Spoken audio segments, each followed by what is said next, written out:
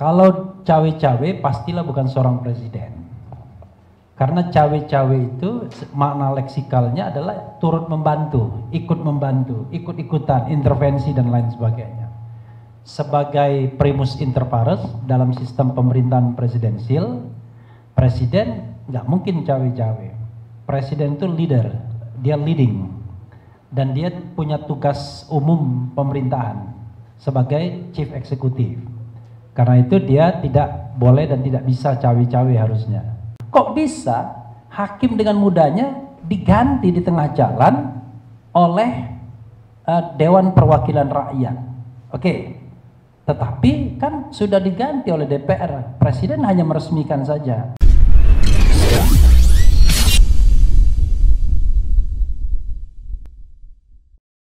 Ya, terima kasih. Assalamualaikum warahmatullahi wabarakatuh. Wassalatu wassalamu ala asrafil anbiya'i wal mursalin wa ala alihi wassahbihi ajma'in, amma ba'du. Kawan-kawan semuanya dan pemirsa sekalian, termasuk RH Channel, keren jadas. Jumpa lagi. Ada dua hal yang mengemuka akhir-akhir ini, yaitu soal cawe-cawe yang dikeluarkan dari mulut Presiden Jokowi, dan yang kedua adalah soal usulan impeachment dari Profesor Denny Indrayana, PhD. Saya ingin membahas dua hal tersebut, ya. Pertama soal cawe-cawe, dan kedua soal pemakzulan. Biar kita punya kerangka konstitusionalnya, ya. Jadi constitutional frameworknya kita ada nantinya, instead of marah-marah. Soal cawe-cawe ini saya mengatakan begini, kalau cawe-cawe pastilah bukan seorang presiden. Karena cawe-cawe itu makna leksikalnya adalah turut membantu, ikut-ikutan, intervensi dan lain sebagainya. Sebagai primus inter pares dalam sistem pemerintahan presidensil, presiden nggak mungkin cawe-cawe. Presiden itu leader, dia leading, dan dia punya tugas umum pemerintahan sebagai chief executive. Karena itu dia tidak boleh dan tidak bisa cawe-cawe harusnya. Dalam konteks pemilu, kita harus pahami, ya, ada beberapa pasal dalam konstitusi yang kita harus ketengahkan. Yang saya katakan kemudian presiden tidak boleh cawe-cawe, tapi dia punya tugas umum pemerintahan yang itu bekerja terus-menerus tanpa harus terkait dengan kompetisi politik. Pertama adalah pasal tentang bahwa pemilu itu harus luber dan jurdil, langsung, umum, bebas, rahasia, jujur dan adil. Pengalaman Orde Baru, pemilu itu tidak jurdil, tidak jujur dan adil. Kenapa? Karena pemerintah atau penguasanya berpihak. Salah satu indikatornya adalah lembaga pemilihan umum itu berada di bawah Departemen Dalam Negeri waktu itu. Karena itu reformasi melakukan sebuah koreksi dengan memunculkan lembaga yang independen, dan itu dimuat dalam pasal 22E Undang-Undang Dasar 1945 yang mengatakan bahwa pemilu diselenggarakan oleh suatu komisi pemilihan umum yang nasional, tetap dan mandiri. Artinya ini menggunakan kaidah pembagian tugas negara-negara modern. Jadi kalau tugas klasik itu kan eksekutif, legislatif, yudikatif. Tapi itu tidak cukup karena begitu kompleksnya urusan pemerintahan. Dan kedua, ada soal intervensi dan independensi. Sehingga dalam konteks berpemilu itu dihadirkan lembaga yang memang khusus untuk menyelenggarakan pemilu. Jadi selain diharapkan ekspertisnya, spesialisasinya, tapi juga dijamin independensinya. Karena itulah soal menyelenggarakan pemilu itu sudah keluar dari tugas atau kewajiban seorang kepala pemerintahan. Kalau dulu ketika LPU di bawah Depdagri, maka pemilu itu diselenggarakan oleh pemerintah. Sekarang diselenggarakan oleh pemilihan umum. Jadi Komisi Pemilihan Umum mendapatkan mandat itu bukan dari peraturan biasa, tapi peraturan yang tertinggi, the supreme law of the land, yaitu Undang-Undang Dasar 1945. Jadi kalau kita bicara kadar legitimasinya sama dengan kewenangan seorang presiden yang bersumber dari Undang-Undang Dasar. Jangan lihat personilnya ya, lihat kalau kita kalau lihat personilnya kita mules, tapi kalau lihat kelembagaannya itu maksudnya baik. Kalau personilnya suka timbul, Mas. Nah, yang kedua ada pasal yang terkait dengan tugas umum pemerintahan, yaitu presiden itu adalah memegang kekuasaan pemerintahan. Maksudnya apa? Seluruh urusan pemerintahan di Republik ini adalah urusan presiden, kecuali, selalu ada ya kecualinya. Nah, dalam konteks pemilu, presiden itu saya ibaratkan, saya ibaratkan semacam pengelola stadion. Seorang pengelola stadion itu mau ada pertandingan sepak bola, tidak ada pertandingan sepak bola, harus memastikan bahwa stadionnya ready, ya, stadionnya berumputnya mulus, kursi-kursinya baik dan lain sebagainya. Karena dia diberi mandat sebagai pengelola. Pemilik stadionnya siapa? Rakyat Indonesia sebagai pemilik stadionnya. Lalu pemilu diibaratkan apa? Pertandingannya itu sendiri. Pertandingan sepak bola, ada 2 tim di sana yang bertanding, itu peserta pemilu ibaratnya. Lalu wasitnya yang di tengah lapangan ibaratnya itu adalah KPU. Kemudian hakim garisnya itu ibaratnya Bawaslu. Jadi dalam konteks ini nggak ada urusan pengelola stadion untuk menentukan hasil pertandingan cawe-cawe, ya kan? Pengelola stadion hanya untuk memastikan bahwa AC-nya hidup, ya kan, kursinya benar. Artinya sebagai pengelola dia harus memastikan situasi kondusif bagi pertandingan tersebut. Nah, itulah yang saya katakan sebagai tugas umum pemerintahan yang melekat pada diri Presiden Jokowi. Jadi most of the time, kapanpun, ya Presiden Jokowi harus memastikan negara ini aman dan tertib, termasuk di kala pemilu. Tapi pemilunya sendiri dia tidak boleh cawe-cawe, tidak boleh menentukan berapa skor pertandingan. Bagaimana kalau misalnya wasitnya main? Bukan urusan dia, tapi urusan Komisi Disiplin, yaitu DKPP dalam konteks berpemilu kita, ya kan? Bagaimana kalau hakim garisnya main? Ya, ada Komisi Disiplin, yaitu DKPP. Nah, itulah aturan mainnya agar presiden tahu bahwa tidak layak dia mengatakan dirinya cawe-cawe. Karena saya mengatakan kalau dia mengatakan dirinya cawe-cawe itu dia menghina dirinya sendiri. Dia mendegradasi kewenangan kekuasaan pemerintahan yang tertinggi di dalam Undang-Undang Dasar menjadi sekedar orang yang main belakang, main samping. Cawe-cawe itu kan tidak pernah di depan. Cawe-cawe itu ada orang yang bekerja sebagai the main actornya, ya kan? The main actornya, tetapi dia ya bantu-bantu, senggol-senggol, ya kan? Angkat-angkat dan lain sebagainya. Itu pengertian cawe-cawe itu, ikut membantu. Padahal presiden dalam konteks bernegara bukan ikut membantu, dia primus inter pares. Tetapi dalam konteks berpemilu, dia menyiapkan situasi yang kondusif, tidak dalam konteks pertandingan, tapi dalam konteks tugas umum pemerintah. Nah, mudah-mudahan ini bisa ditangkap ya. Jadi itu, soalnya bukan apa, nggak mungkin presiden kok nggak boleh cawe-cawe. Cawe-cawe nggak boleh. Dia pengelola stadion itu, dia pastikan stadionnya itu mulus. Mau ada pertandingan, mau kagak, Republik Indonesia ini harus aman, damai. Ya, aman dan tertib. Itu tugas umum pemerintahan yang diberikan kepada seorang presiden yang sedang aktif. Oke, yang kedua soal impeachment. Gara-gara cawe-cawe ini tiba-tiba Denny Indrayana bilang impeachment dari Melbourne, Australia.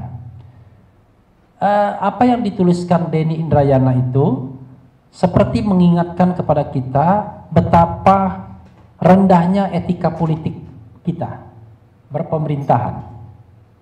Dia menyebutkan contoh Richard Nixon kan dalam kasus Watergate, hanya karena pasang alat sadap di kan Richard Nixon dari Partai Republik, dia suruh pasang alat sadat di kantor Partai Demokrat.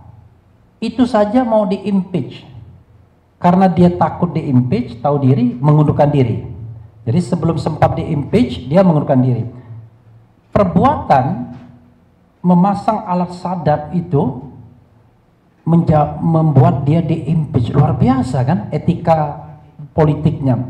Kita, presiden paling tidak dalam kacamata Denny Indrayana, dia sebut 3, nanti saya tambahkan 2. 1, cawe-cawe dalam melakukan penjagalan terhadap kandidat di presidential election tahun depan, Anies Baswedan.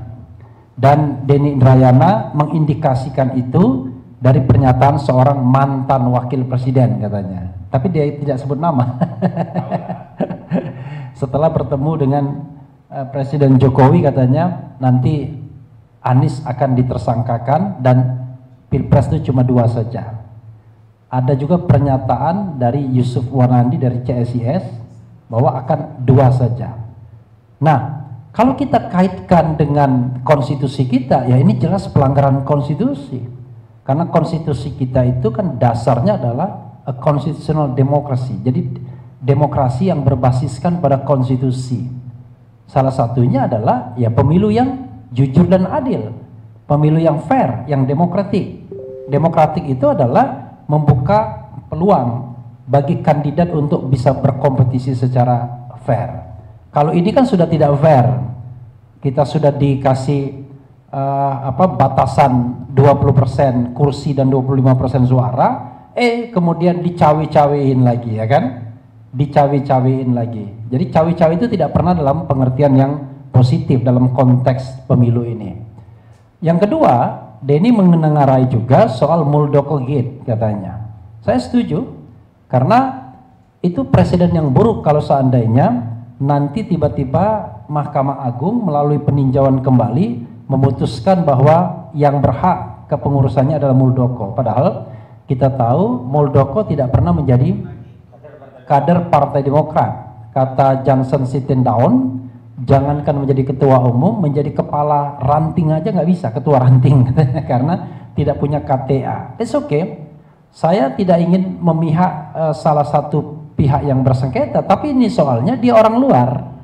Kalau yang bersengketa itu antara Marzuki Ali, kemudian Johnny Allen dengan AHY, itu selesaikan sendiri. Tapi begitu melibatkan pihak eksternal dan eksternal itu adalah bagian dari kekuasaan dengan jabatan tinggi setingkat menteri, maka ini jadi masalah. Denny kemudian mengatakan sangat aneh bin ajaib, keputusan dari Menkumham itu dipersoalkan oleh kepala KSP yang sama-sama pembantu presiden. Ini katanya aneh. Ini ada pembantu presiden mengeluarkan keputusan A tentang partai politik, lalu di-challenge oleh pembantu presiden yang lainnya. Ini kan dari sisi etika pemerintahnya sama sekali nggak ada, dan dia sendiri bukan anggota partai itu pula. Jadi etika pemerintahnya tidak ada. Nah, yang ketiga, Denny juga menengarai mengenai cawe-cawe dalam hal menentukan arah koalisi partai politik, bahkan dalam tanda kutip dengan ancaman kalau seandainya tidak mengikuti arah koalisi yang sudah ditentukan, maka akan terancam dan diancam. Salah satunya adalah Denny menyebutkan soal P3, Partai Persatuan Pembangunan, yang ketua umumnya diganti karena sederhana kesalahannya. Konon katanya ya cuma 3 kali bertemu dengan Anies Baswedan. Kira-kira gitu. Itu yang disampaikan Denny ya. Saya hanya merecall saja, dan saya setuju bahwa itu perkara yang serius dalam kalau kita bicara tentang demokrasi dan konstitusi kita ya. Saya bicara the existing law ya, the existing law. Jadi tidak bicara tentang ius constituendum, tidak bicara hukum masa depan, tapi the existing law, yaitu ius constitutum, hukum yang berlaku hari ini. Nah, yang keempat yang juga patut digarisbawahi, underlining, adalah soal yang terkait dengan ijazah, ya kan? Ya, ijazah palsu ya Presiden Jokowi, dan saya dengar putusan bandingnya itu tidak membenarkan klaim menyebarkan berita bohong. Berita betul berarti yang disebarkan. I don't know exactly ya, tapi intinya adalah tidak terbukti bahwa dia menyebarkan berita bohong. Ganti pasal yaitu penyebaran atau ujaran kebencian yang berbasis sara, suku, agama, ras, antar golongan. Justru saya akan bertanya, presiden itu suku, agama, ras, atau antar golongan? Ini tambah susah loh ini, ya kan? Tambah bikin trap sendiri, karena kalau nanti diterima dibenarkan oleh Mahkamah Agung, maka kita harus menambah pengertian bahwa yang namanya presiden itu belongs to a certain group in society, ya kan? Enggak. Jadi enggak, ini paradoks, ya kan? Saya bicara tentang sebuah paradoks. Ya. Jadi nanti kalau ini dikabulkan oleh MA bahwa yang namanya Gus Nur sama Bambang Tri itu menyebarkan ujaran kebencian yang berbasis sara, maka presiden itu adalah belongs to a certain group in a society. Kalau nggak suku, agama, ras, golongan. Presiden itu kalau nggak bagian dari suku, bagian dari agama, bagian dari ras, bagian antar golongan. How come kita bernegara kalau begitu? Presiden itu belongs to the republic, belongs to the state, belongs to the rakyat Indonesia ya. Itu yang kita harus pahami. Nah, karena itu dalam konteks ini, kasus ini signifikan untuk for the trial of impeachment, untuk percobaan pemaksulan. Oke. Yang kelima, sebenarnya apa yang disampaikan Pak Jimli As-Sidiki, yaitu tentang pembiaran pergantian semena-mena Hakim Konstitusi Aswanto. Lagi-lagi perkara kita mules melihat hakim-hakimnya, itu soal lain karena subjektivitas, tapi kita hargai institusinya sebagai the guardian of the constitution, sebagai penjaga konstitusi. Kok bisa hakim dengan mudahnya diganti di tengah jalan oleh Dewan Perwakilan Rakyat? Oke. Tetapi kan sudah diganti oleh DPR, presiden hanya meresmikan saja. Maka Pak Jimli itu mengkritik Mahfud MD. Loh, katanya alirannya keadilan substantif, ya kan? Kok prosedural? Padahal presiden bisa mengatakan tidak, karena ini melanggar konstitusi, ya kan? Ini melanggar konstitusi. Dan kalau dia standing for the republic, ya kan? Standing for the people, maka presiden akan didukung oleh rakyat Indonesia. Tetapi barangkali saya khawatir dalam diri Presiden Jokowi nggak ada pikiran standing for the republic, standing for the people, ya kan? Yang adalah standing for cawe-cawe, gitu, kira-kira begitu ya. Nah, 5 itu jangan salah, sobat era sekalian dan pemirsa dimanapun di AK channel, di di Realita Channel dan lain sebagainya, itu bukan langsung ujuk-ujuk impeachment, tetapi yang diusulkan adalah menggunakan hak angket, hak melakukan penyelidikan untuk menyelidiki paling tidak 1, 2, 3, atau 5 dari 5 hal tadi. Ya, sekali lagi, cawe-cawe penjagalan Anies. Yang kedua, cawe-cawe pencopetan Partai Demokrat menurut Islah Deni yang dia ambil dari Roma Hurmuzi.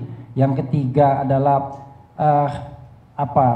penjegalan bagi ketua umum partai politik yang tidak satu aspirasi, ya.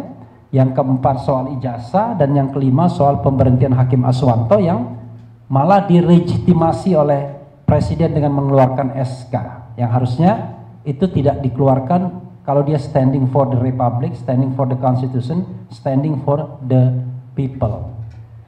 Dan hak angket ini adalah hak DPR saja, biasa saja.